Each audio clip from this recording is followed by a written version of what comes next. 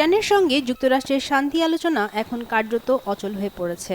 অন্যদিকে হরমুজ প্রণালীতে বাণিজ্যিক জাহাজ চলাচল স্বাভাবিক করতে ইরানের সঙ্গে আলোচনা চালিয়ে যাচ্ছে ওমান। আর ঠিক এই সময়েই ওমানকে বোমা হামলার হুমকি দিলেন মার্কিন প্রেসিডেন্ট ডোনাল্ড ট্রাম্প। বিশ্ব বাণিজ্যের অন্যতম গুরুত্বপূর্ণ নৌপথ হরমুজ প্রণালী ওমান ও ইরানের ভূখণ্ড দিয়েই প্রবাহিত হয়েছে। বিশ্বের 1/5 তেল ও জ্বালানি সরবরাহের এই জলপথ এখন কার্যত বন্ধ রয়েছে।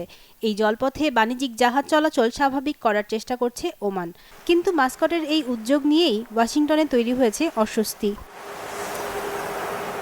এ বিষয়ে মার্কিন প্রশাসনের ভেতরে দুটি ভিন্ন মত রয়েছে। এক পক্ষ মনে করছে ইরানের সঙ্গে ওমানের দীর্ঘদিনের ঘনিষ্ঠ সম্পর্ক তেহরানকে সুবিধা দিতে পারে।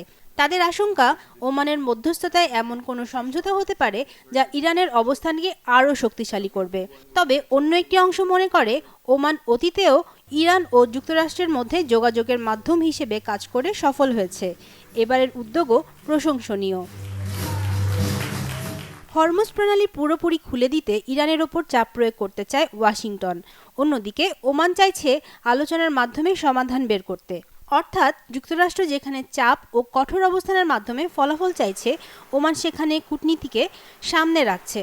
আর এই পার্থক্যই এখন দুই দেশের মধ্যে উত্তেজনার কারণ হয়ে দাঁড়িয়েছে। এই অচল অবস্থার মধ্যেই সোমবার ওমানকে বোমা হামলার হুমকি দেন ডোনাল্ড ট্রাম্প। ফক্স নিউজকে দেয়া এক সাক্ষাৎকারে ট্রাম্প কঠোর ভাষায় বলেন, ওমান যদি পথে বাধা হয়ে দাঁড়ায় তাহলে যুক্তরাষ্ট্র দেশটিতে বোমা হামলা চালাতে পারে। তবে ওমানের ঠিক কোন পদক্ষেপে তিনি এতটা ক্ষুব্ধ হয়েছেন সে বিষয়ে বিস্তারিত ব্যাখ্যা দেননি ট্রাম্প।